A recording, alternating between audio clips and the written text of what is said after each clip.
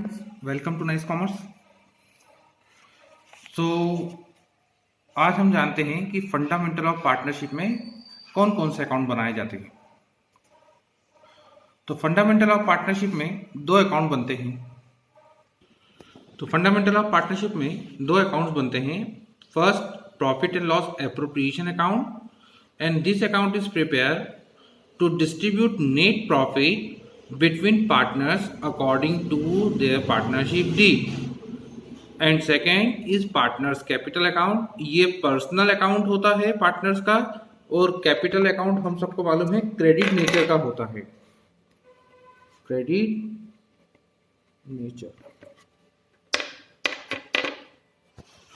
तो capital account भी दो कंडीशन में बनता है। When capital is fluctuating, fluctuating का मतलब है कि वो चेंज हो जाएगी at the end of the year after all adjustment. And when capital is fixed, it means वो कांस्टेंट रहेगी, जैसे बिगिनिंग थी वैसे ही एंड में रहेगी। तो जब कैपिटल फ्लक्चुएटिंग होगी तो ओनली एक बनेगा पार्टनर्स कैपिटल अकाउंट, और जब कैपिटल फिक्स्ड होगी तो हम दो अकाउंट बनाएंगे, एक बनेगा कैपिटल अकाउंट और एक बनेगा करंट अकाउंट। अब इसके बारे में हम लोग समझ लेते हैं कि ये कैसे बनेंगे। तो ये रहा P&L एप्रोप्रिएशन अकाउंट। सबसे पहले हम सबको मालूम है कि हमने trading and profit and loss account बनाकर नेट प्रॉफिट कैलकुलेट करा। Net profit trading and profit account के डेबिट साइड में आता है, तो उसका डेबिट इसके क्रेडिट साइड में आ जाएगा। तो ये लिख दिया bye P&L account net profit, जो हमने प्रॉफिट एंड लॉस अकाउंट से लेके आए। अब इसके डेबिट साइड में हम सारे एक्सपेंसेस जो पार्टनर्स को पे करना है वो, और क्रेडिट साइड में इनकम लिखेंगे, बिकॉज ये नॉमिनल अकाउंट है तो रूल वही है। Like interest on capital is an expenditure for firm, क्योंकि फर्म अपने पार्टनर्स को इंटरेस्ट पे कर रही है, तो ये आप डेबिट में लिखेंगे। जैसे मैंने लिखा for example interest on capital, और पार्टनर्स मान लिए XYZ और इनका अमाउंट। Salary to partners, commission to partners और जनरल रिजर्व। दूसरी तरफ फर्म को जो इनकम होगी, like interest on drawing, that is the income of firm. अगर कोई पार्टनर्स फर्म से पर्सनल यूज के लिए पैसा निकालता है तो इट इज कॉल्ड ड्रॉइंग्स, और उस पर अगर फर्म इंटरेस्ट चार्ज करती है तो वो फर्म की इनकम होगी। इस अकाउंट का टोटल लगा के क्लोज करेंगे, और जो नेट प्रॉफिट है वो पार्टनर्स के बीच में डिस्ट्रीब्यूट कर देंगे इन देयर रेशियोज। इस तरह से हम लोग P&L एप्रोप्रिएशन अकाउंट कंप्लीट कर लेंगे। अब बात करते हैं पार्टनर्स कैपिटल अकाउंट की। तो कैपिटल दो तरह से बनता है, when fixed and when fluctuating. तो अभी हम फ्लक्चुएटिंग के बारे में बात करते हैं। फ्लक्चुएटिंग में जैसे यहाँ पर हमने एक एग्जांपल ले लिया कि XYZ तीन पार्टनर्स हैं। सबसे पहले हमने ओपनिंग बैलेंस ब्रॉट डाउन कर दिया कैपिटल का, फिर बाय बैंक अकाउंट अगर एडिशनल कैपिटल इंट्रोड्यूस करी है तो। अब जो फर्म एप्रोप्रिएशन अकाउंट में डेबिट करेगी वो पार्टनर्स कैपिटल अकाउंट में क्रेडिट हो जाएगा, बिकॉज जो फर्म का एक्सपेंडिचर है वो पार्टनर्स की इनकम बन जाएगी और उनकी कैपिटल इंक्रीज हो जाएगी। Like interest on capital, salary, commission, bonus और profit and loss appropriation account. It means इधर जो डेबिट होगा वो इनके अकाउंट में क्रेडिट हो जाएगा, इससे इनका कैपिटल फंड जो है वो इंक्रीज होगा। On the other side, debit side में चले तो हम ड्रॉइंग्स, इंटरेस्ट ऑन ड्रॉइंग्स की एंट्री करेंगे। आप देखिए इंटरेस्ट ऑन ड्रॉइंग फर्म की इनकम है, तो ये पार्टनर्स के लिए एक्सपेंसेस हो जाएगा और उनसे उसकी कैपिटल रिड्यूस हो जाएगी। तो इधर जो फर्म क्रेडिट करेगी हम इधर डेबिट करेंगे। तो ड्रॉइंग्स, इंटरेस्ट ऑन ड्रॉइंग्स और बैलेंस हम लिख देंगे। क्रेडिट का टोटल लगा के डेबिट के आइटम माइनस करेंगे तो ये हमारा क्लोजिंग कैपिटल आ जाएगा। यहाँ पर जो कैपिटल है वो चेंज हो जाएगी, बिकॉज ओपनिंग में कुछ और थी और क्लोजिंग में चेंज हो जाएगी। That's why it is called fluctuating capital. अब अगर कैपिटल फिक्स्ड है तो हम दो अकाउंट बनाएंगे, एक पार्टनर्स कैपिटल अकाउंट और एक पार्टनर्स करंट अकाउंट।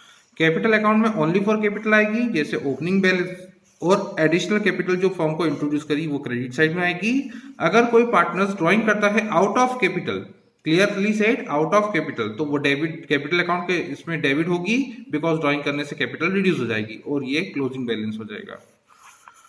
दूसरा बनेगा पार्टनर्स करंट अकाउंट, और करंट अकाउंट में कैपिटल को छोड़कर बाकी हर एंट्री होगी, आइटम की एंट्री होगी।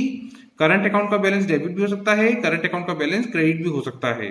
तो ये by balance brought down, interest on capital, salary और profit and loss of preparation account credit हो जाएगा। On the other hand drawings, interest on drawings debit हो जाएगी, और उसका फिर आखिरी में हम टोटल लगा के क्लोजिंग बैलेंस कैलकुलेट कर लेंगे। अब कुछ हम बेसिक फार्मूले समझ लेते हैं। आप सबको मालूम है कमीशन के फार्मूले दो होते हैं, एक बिफोर चार्जिंग, एक आफ्टर चार्जिंग। अगर बिफोर चार्जिंग होगा तो commission equals to profit into rate upon 100, और अगर आफ्टर चार्जिंग होगा तो commission equals to profit into rate upon 100 plus rate का अपन यूज करेंगे। नाउ अब हम समझ लेते हैं rules for calculate interest on drawings. इसमें पहला है where the date of drawings made during the year during the period of 12 month are not given. It means किसी पार्टनर्स ने ड्यूरिंग द ईयर ड्राइंग्स किया पर उसकी डेट मेंशन नहीं है, तो हम उसके ड्राइंग जो इंटरेस्ट कैलकुलेट करेंगे ड्राइंग्स पर वो एवरेज बेसिस पे कैलकुलेट करेंगे। इट मीन्स 6 मंथ के बेसिस पर। तो हाउ टू कैलकुलेट? तो interest on drawing equals to drawings amount into rate upon 100 into 6/12। आप 6/12 की जगह 1/2 भी कर सकते हैं। Second, where date of drawings and the amount of drawings at various date are clearly stated. It means drawings की date और amount की डेट दे रखी है, अमाउंट दे रखा है और उसने ड्राइंग्स अलग अलग डेट पर करी है और अलग अलग अमाउंट से करा है, तो हम प्रोडक्ट मेथड यूज करेंगे। प्रोडक्ट मेथड में इंटरेस्ट कैसे कैलकुलेट करेंगे? तो interest on drawings equals to sum of product into rate upon 100 into 12। Product ऐसे निकालना है, डेट किस डेट पर उसने ड्राइंग करी, ड्राइंग्स का अमाउंट, डेट से ईयर एंड तक हम टाइम पीरियड काउंट करेंगे और उस टाइम पीरियड को यहाँ पर लिख देंगे। फॉर एग्जांपल अगर उसने 9 महीने के लिए पैसा विड्रॉ करा तो यहाँ 9 मंथ लिखेंगे, यहाँ 6 मंथ, यहाँ 3 मंथ, और फिर अमाउंट और पीरियड का मल्टीप्लाई कर देंगे तो वो प्रोडक्ट हो जाएगा और उस प्रोडक्ट का हम सम लगा देंगे और वो यहाँ पर पुट कर देंगे। इस तरह से हम इंटरेस्ट कैलकुलेट कर सकते हैं। अब कुछ पर्टिकुलर फॉर्मूले समझ लेते हैं। अगर कोई पार्टनर एक पर्टिकुलर अमाउंट एक पर्टिकुलर डेट पर विड्रॉ करता है तो हम उसके शॉर्ट ट्रिक से भी इंटरेस्ट कैलकुलेट कर सकते हैं।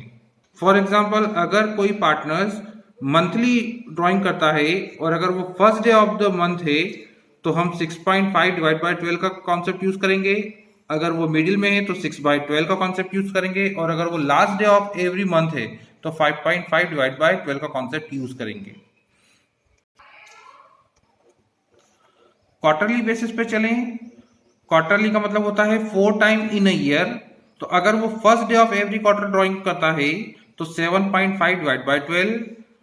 अगर वो middle of quarter use withdraw करता है तो 6/12 और last day of quarter use करता है ड्राइंग करता है तो 4.5 डिवाइड बाय 12 का यूज करेंगे। सिमिलरली अगर 6 मंथ के लिए है तो first day of every 6 month तो 3.5 डिवाइड बाय 12, मिडिल है तो 3/12 और लास्ट डे है तो 2.5 डिवाइड बाय 12 का यूज करेंगे। आई होप सो आपको ये चीज समझ में आई होगी। अब इसके सवाल हम अगले स्टेप में करेंगे।